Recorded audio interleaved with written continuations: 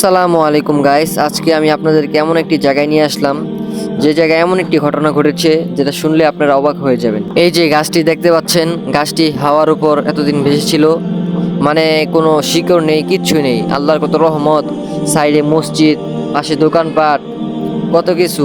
তারপরও আল্লাহর কত রহমত, মসজিদের উপর গাছটি পড়েনি দেখুন। আর গাছটিতে এতদিন দাঁড়িয়ে ছিল, গাছের নিচে কোনো শিকড় নেই, কিচ্ছু নেই, গাছটি এভাবেই পড়ে গেছে। আমাদের এখানে সোমবারে বাজার ছিল, শুক্রবারে বাজার ছিল।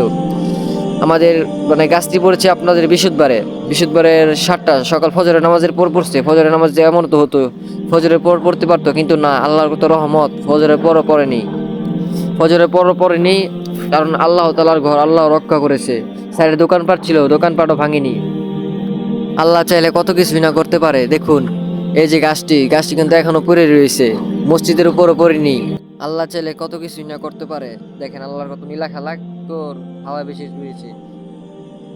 এই পর্যন্ত ভিডিওটা, আবারও দেখা হবে আপনাদের সাথে আরো কোনো নতুন ভিডিও নিয়ে। আসসালামু আলাইকুম।